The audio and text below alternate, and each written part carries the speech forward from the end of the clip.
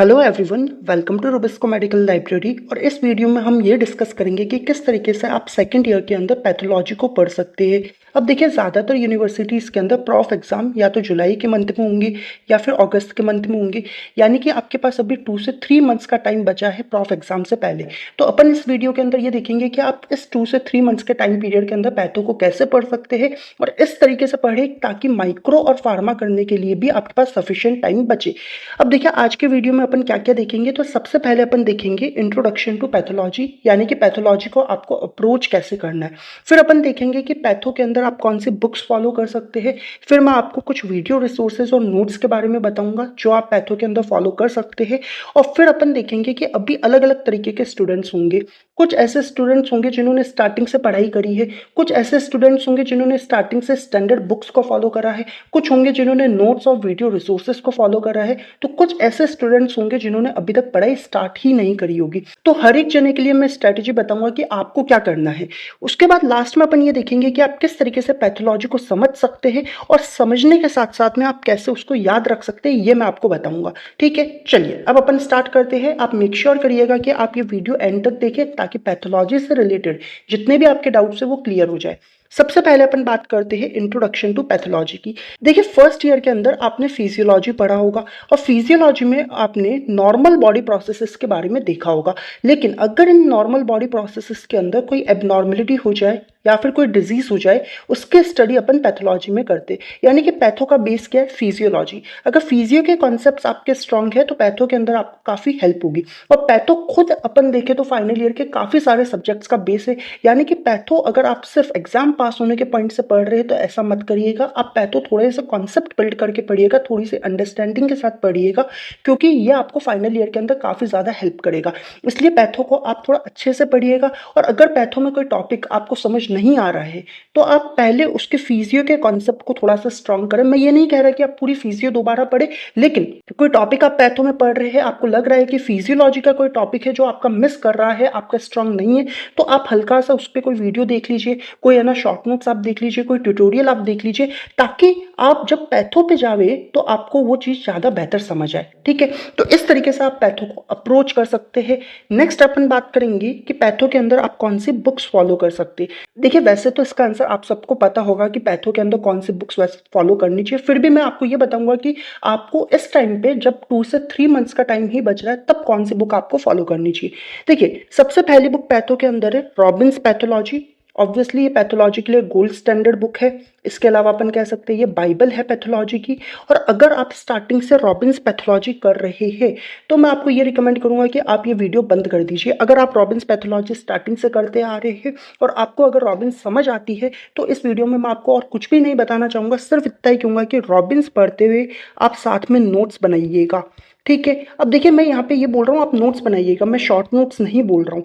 Robins अगर आप पढ़ रहे हैं तो प्रॉपर नोट्स आप बनाइएगा, क्योंकि एग्जाम के अंदर आपको ये नोट्स ही हेल्प करेंगे। क्योंकि पूरी की पूरी रॉबिन्स को आप एग्जाम से एक दिन पहले नहीं पढ़ पाएंगे, आप अपने नोट्स को ही रिवाइज कर पाएंगे। तो यही टिप मैं आपको दूंगा, अगर आप रॉबिन्स पढ़ रहे हैं तो आप नोट्स बनाइएगा। लेकिन ज़्यादातर स्टूडेंट्स रॉबिन्स नहीं पढ़ रहे होंगे, तो अगर आप रॉबिन्स नहीं भी पढ़ रहे लेकिन अगर आपको पढ़नी है, आपको स्टार्ट करना है, तो अभी 2 से 3 मंथ्स का टाइम है। और अगर मैं आपको ये कहूँ कि आप सारी की सारी रॉबिन्स पढ़ लेंगे, साथ में आप माइक्रो फार्मा भी कर लेंगे, आप नोट्स भी बना लेंगे, आप सब कुछ याद भी रख लेंगे, कहीं ना कहीं ये थोड़ा सा झूठ होगा। इसलिए मैं आपको कहूँगा कि इस टाइम पीरियड के अंदर अगर आपको रॉबिन्स पढ़नी भी है तो आप जनरल पैथोलॉजी जो है वो रॉबिन्स से कर सकते हैं। जनरल पैथोलॉजी के कॉन्सेप्ट अगर आपके स्ट्रांग होंगे तो ऑब्वियसली वो आपको सिस्टमिक पैथो में भी बहुत हेल्प करेगा। तो सिर्फ ये आप कर सकते हैं। और करनी कैसे? वापस से वही चीज़ है, रॉबिन्स खोली आपने एक तरफ, आप रॉबिन्स को रीड कर रहे हैं, साथ में आप पेन और पेपर लेके बैठेंगे और आप नोट्स बनाते चलेंगे, क्योंकि ये नोट्स से आपको हेल्प करेंगे। तो इस तरीके से आप रॉबिन्स कर सकते हैं। लेकिन अगर आपको रॉबिन्स करनी ही नहीं है तो फिर कौन सी बुक आप कर सकते हैं? तो आप कर सकते हैं हर्षमोहन, और ये मस्ट बुक है। इवन आप रॉबिन्स भी कर रहे हैं ना, तब भी आपको हर्षमोहन की या तो पीडीएफ या फिर हार्ड कॉपी रखनी है। क्यों ऐसा? क्योंकि हर्षमोहन के अंदर जो डायग्राम्स दे रखे हैं जो फ्लो चार्ट्स दे रखे हैं और जो टेबल्स दे रखी है वो बहुत ज़्यादा यूज़फुल है, एग्जाम के अंदर बहुत काम आएगी आपके। इवन आप अगर रॉबिन्स कर रहे हैं तब भी हर्षमन के डायग्राम्स, फ्लो चार्ट और टेबल्स से आप एक बार गो थ्रू करिएगा। और अगर आप रॉबिन्स पढ़ ही नहीं रहे तो फिर आप हर्षमन पूरी पढ़िए। 2 से 3 मंथ्स का टाइम इनफ टाइम है कि आप पूरी हर्षमन पढ़ सकते हैं। ठीक है, इसके अलावा एक और बुक है जो मैंने पर्सनली नहीं पढ़ी थी, लेकिन मुझे कई लोगों ने बताया है कि ये भी काफ़ी अच्छी बुक है, वो है रामदास नायक की। अब देखिए, अगर आप रामदास नायक भी पढ़ रहे हैं या अगर आप ट्राई करना चाहते हैं कि कोई ऐसी बुक हो जो आपको समझ आए, तो आप रामदास नायक पढ़ सकते हैं। अगर आपको समझ आता है वेल एंड गुड, लेकिन आप कोई सी भी बुक पढ़िए, चाहे रॉबिन्स पढ़िए, चाहे हर्षमोहन पढ़िए, चाहे रामदास नायक पढ़िए या कोई और भी बुक अगर आप पढ़ते हैं, एक चीज़ जो मैं आपको कहूँगा वो है कि आप हर्षमोहन के डायग्राम्स, फ्लोचार्ट्स और टेबल्स, इनसे एक बार आप गो थ्रू होइएगा ही होइएगा, क्योंकि एग्जाम के अंदर ये बहुत हेल्प करेंगे, आपके प्रैक्टिकल्स के अंदर भी ये आपको बहुत हेल्प करेंगे। तो इस स्लाइड का मेन क्रक्स पॉइंट यही है कि आपको हर्षमन के डायग्राम्स, फ्लोचार्ट्स और टेबल्स से एक बार गो थ्रू करना है। ठीक है, अब चलिए आगे बढ़ते हैं। अब अपन बात करते हैं कि कौन से वीडियो रिसोर्सेज और नोट्स आप फॉलो कर सकते हैं। देखिए, दो फैकल्टी ऐसी है जिनके वीडियो रिसोर्सेज मैंने पर्सनली फॉलो करे थे, कई टॉपिक्स मैंने उनसे देखे थे और मुझे काफ़ी अच्छे लगे, मैं आपको वो बता रहा हूँ। ऑल्दो कई सारे वीडियो रिसोर्सेज अवेलेबल है, यूट्यूब पे भी अवेलेबल है, कई सारे प्लेटफॉर्म्स के भी वीडियो रिसोर्सेज अवेलेबल है। आपको जो समझ आते हैं आप देख सकते हैं, लेकिन जो मेरे को हेल्प करे मैं आपको वो बता रहा हूँ। देखिए, जो फर्स्ट रिकमेंडेशन मैं आपको दूंगा वो है डॉक्टर प्रियंका सचदेवा मैम। इनके यूट्यूब चैनल पे काफ़ी सारे टॉपिक्स के वीडियो अपलोड हो रखे हैं, इनके नोट्स भी काफ़ी अच्छे हैं। तो आप डॉक्टर प्रियंका सचदेवा मैम के वीडियो रिसोर्सेज और नोट्स को यूज़ कर सकते हैं अपनी प्रिपरेशन के लिए। सेकेंड रिसोर्स जो मैं आपको बताऊंगा, जो मैंने कुछ टॉपिक्स के लिए यूज़ करा था, वो है डॉक्टर प्रीति शर्मा मैम। इन्होंने भी काफ़ी अच्छा एक्सप्लेन किया है और मुझे इनके वीडियो रिसोर्सेज से भी काफ़ी हेल्प हुई थी। ठीक है, इसके अलावा एक जो वीडियो रिसोर्स मैं आपको बता रहा हूँ वो है रुबिस्को मेडिकल लाइब्रेरी। देखिए, हम हमारे चैनल पे पैथोलॉजी के वीडियोस रेगुलरली अपलोड कर रहे हैं, पैथो के साथ में हम फार्मा भी रेगुलरली अपलोड कर रहे हैं और थोड़े ही टाइम के अंदर हम माइक्रोबायोलॉजी के लेक्चर्स भी अपलोड करना स्टार्ट करेंगे।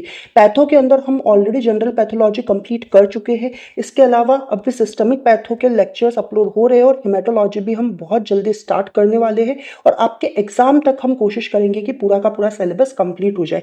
तो एक बार आप हमारे चैनल के ऊपर जो लेक्चर्स अपलोड किए गए हैं उनसे आप गो थ्रू कर सकते हैं। अगर आपको समझ आता है तो फिर आप टेलीग्राम पे जाके जो कुछ फ्री नोट्स हमने अपलोड कर रखे हैं वो आप देख सकते हैं। और अगर आपको लगता है कि हमारा चैनल और हमारे नोट्स आपको हेल्प कर सकते हैं तो आप इस चैनल को प्लीज़ सब्सक्राइब करिएगा और साथ में अपने फ्रेंड्स और जूनियर्स के साथ शेयर करिएगा। ठीक है गाइस, तो ये कुछ वीडियो रिसोर्सेज और नोट्स है जो आप फॉलो कर सकते हैं अपने पैथो के प्रिपरेशन के लिए।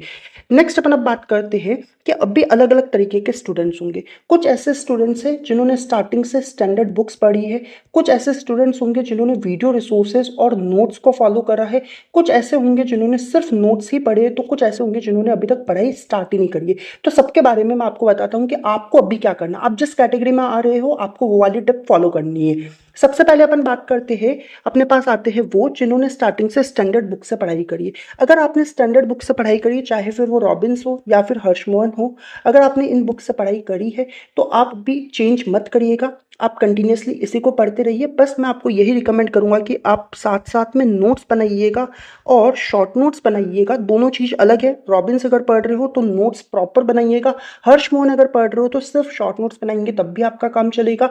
अगर रॉबिन्स पढ़ रहे हो तब भी हर्षमोहन के डायग्राम्स, फ्लोचार्ट्स और टेबल्स से आपको गो थ्रू करना है, और अगर हर्षमोहन पढ़ रहे हो तो ऑब्वियस बात है पूरी पढ़नी है। तो ये एक टिप मैं आपको दूंगा अगर आप स्टैंडर्ड बुक से पढ़ रहे हैं तो। फिर अपन बात करते हैं उनकी जो वीडियो रिसोर्सेज और नोट्स को फॉलो कर रहे हैं, चाहे आप किसी भी प्लेटफॉर्म, किसी भी टीचर, किसी भी यूट्यूब चैनल को फॉलो कर रहे हो और उनके नोट्स को फॉलो कर रहे हो, तो आप ये भी अभी चेंज मत करिएगा, आप इसी को करिएगा। लेकिन टिप मैं आपको यही दूंगा कि अभी 2 से 3 मंथ्स का टाइम बचा हुआ है, तो रेदर देन आप नोट्स डाउनलोड करें, इससे बेहतर है कि आप वीडियो रिसोर्सेज देखें और आप अपने नोट्स खुद बनाएं। अगर आप ये कर सकते हैं तो बहुत अच्छी बात है।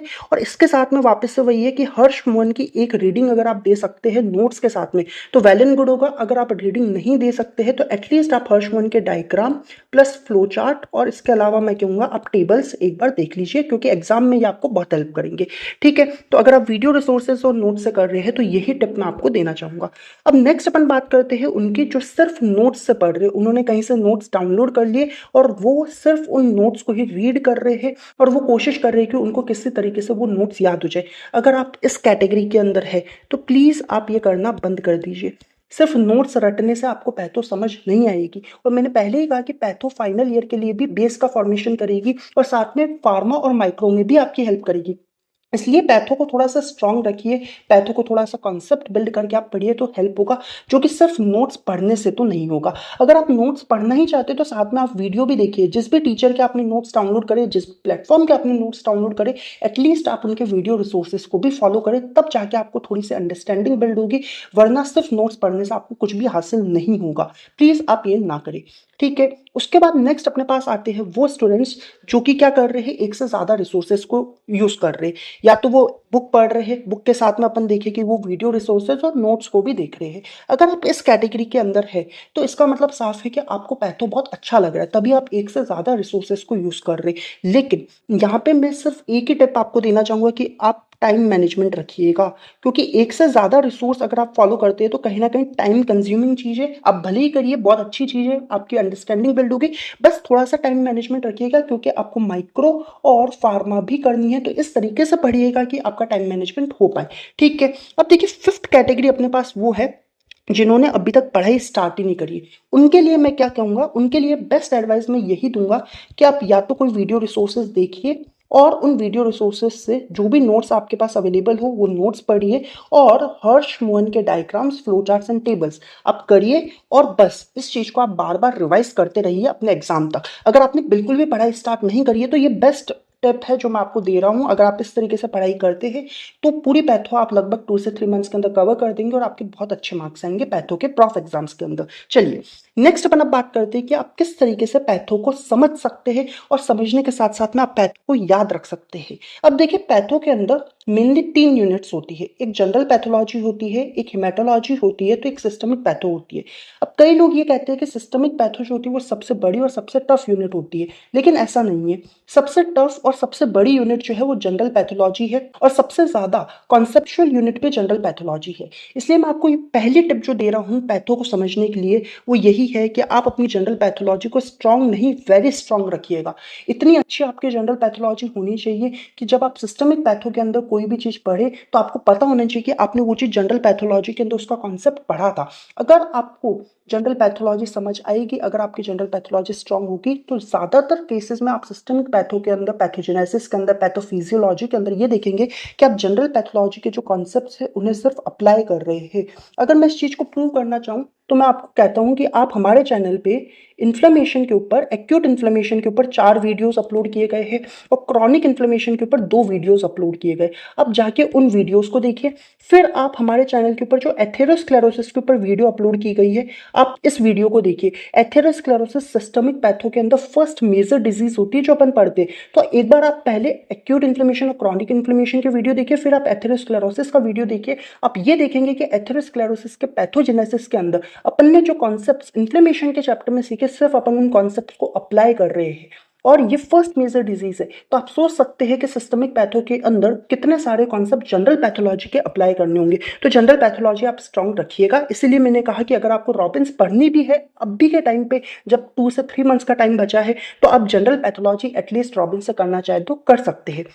चलिए नेक्स्ट टिप जो मैं आपको देना चाहूंगा वो है कि आप शॉर्ट नोट्स बनाइए। ये बात मैं थ्रू आउट द वीडियो बोलता आ रहा हूँ, चाहे आप रॉबिन्स पढ़ रहे हो, चाहे आप हर्षमोहन पढ़ रहे हो, आप अपने नोट्स बनाइए। रॉबिन्स अगर पढ़ रहे हैं तो प्रॉपर नोट्स बनाइए, अगर आप है ना हर्षमोहन पढ़ रहे हैं तो फिर शॉर्ट नोट्स बनाइए, अगर आप कोई वीडियो रिसोर्सेज फॉलो कर रहे हैं तब भी आप खुद के नोट्स बनाइए। इवन अगर आप कोई वीडियो रिसोर्सेज फॉलो कर रहे हैं और उनके नोट्स को डाउनलोड करके पढ़ रहे हैं तब भी आप अपने शॉर्ट नोट्स बनाइए, क्योंकि लास्ट मोमेंट पे सबसे ज्यादा हेल्प आपको आपके नोट्स ही करेंगे। चलिए इसके बाद जो नेक्स्ट स्टेप मैं आपको देना चाहूंगा वो ये है कि आप अपनी लर्निंग स्टाइल को ढूंढिए, और आपकी लर्निंग स्टाइल ऐसी होनी चाहिए जो कि सिर्फ रिवॉर्डिंग ना हो बल्कि आपका टाइम भी सेव करे। मतलब क्या है, देखिए कुछ लोग ऐसे होते हैं जो कि साइलेंट रीडिंग करते करते याद कर लेते हैं, कुछ होते हैं जो बोल बोल के याद करते, कुछ होते हैं जो लिख के याद करते। तो आपको अपनी लर्निंग स्टाइल को ढूंढना है, और उस लर्निंग स्टाइल को इस तरीके से अप्लाई करना है कि वो आपको अच्छे मार्क्स भी दे, लेकिन साथ में आपका टाइम भी बचाए, ताकि आप दूसरे सब्जेक्ट जैसे कि माइक्रोबायोलॉजी और फार्माकोलॉजी भी कर पाए।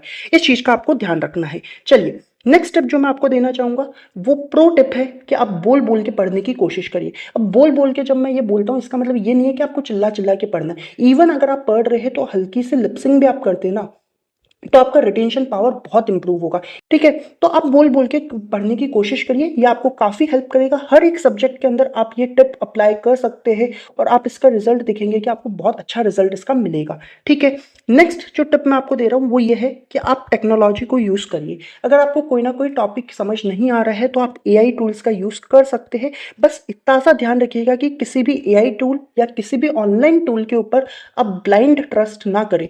ठीक है, नेक्स्ट स्टेप यही है कि आप एआई टूल का यूज करिए अपने कॉन्सेप्ट को स्ट्रेंथन करने के लिए, लेकिन ब्लाइंड ट्रस्ट उसके ऊपर मत करिएगा। आपके जो स्टैंडर्ड बुक्स है उनको आप फॉलो करिएगा, लेकिन एआई को यूज करिए सिर्फ अंडरस्टैंडिंग के लिए। ठीक है, नेक्स्ट जो टिप मैं आपको देना चाहता हूं वो है एक्टिव रिकॉल आप यूज में लीजिए विद स्पेस्ड रिपीटिशन।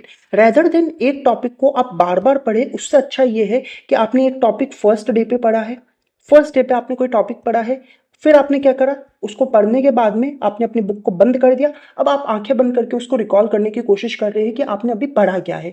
जब आप ऐसा करेंगे तो आपका रिटेंशन पावर बहुत इंप्रूव होगा।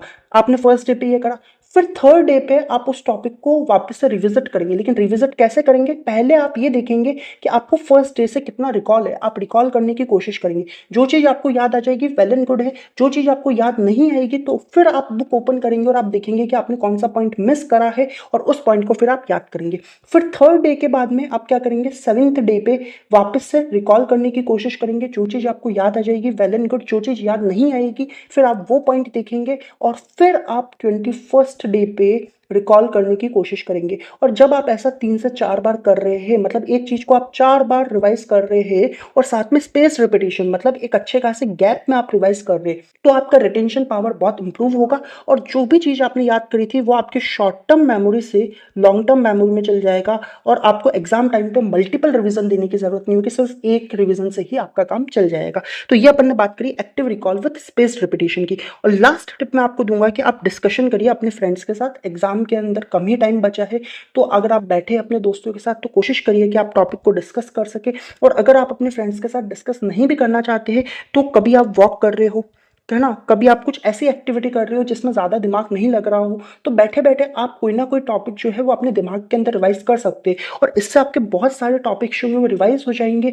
और आपको पता भी नहीं चलेगा। और जब आप लास्ट में जब एग्जाम की प्रिपरेशन कर रहे होंगे तो आप देखेंगे कि आपको बहुत सारी चीज़ें ऑलरेडी पता है क्योंकि आपने इनवॉलेंटरी रिविजन उनके करे हैं।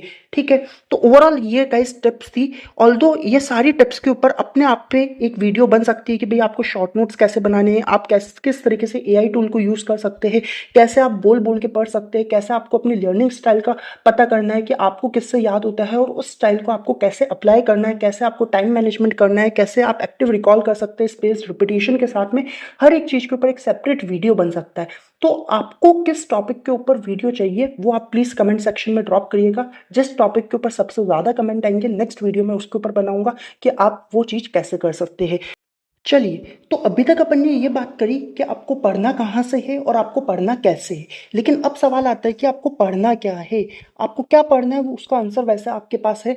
हर एक यूनिवर्सिटी के अंदर एक इम्पॉर्टेंट लिस्ट होती है, आपको सारे के सारे टॉपिक्स नहीं करने होते। हर यूनिवर्सिटी की अपनी खुद की एक इम्पॉर्टेंट लिस्ट होती है, आपको उस इम्पॉर्टेंट लिस्ट के अंदर जो टॉपिक्स दे रखे हैं वो पढ़ने हैं। उसके साथ में आपको क्या करना है कि लास्ट 5 ईयर के जो प्रॉफ एग्जाम्स के पेपर है वो निकालने हैं और उन 5 ईयर्स के अंदर जो जो क्वेश्चन आ रखे हैं उसकी आपको लिस्ट बनानी है, उन टॉपिक्स की लिस्ट बनानी है और साथ में आपको उन टॉपिक्स से जो रिलेटेड टॉपिक्स हो सकते हैं उनकी एक लिस्ट बनानी है। अब आपकी एक प्रायोरिटी सेट हो चुकी है। जो फर्स्ट प्रायोरिटी आपकी होगी वो ये होगी कि जो इंपॉर्टेंट वाली लिस्ट में भी है और जो लास्ट 5 ईयर्स में भी आ रखे हैं वो आपकी फर्स्ट प्रायोरिटी होगी।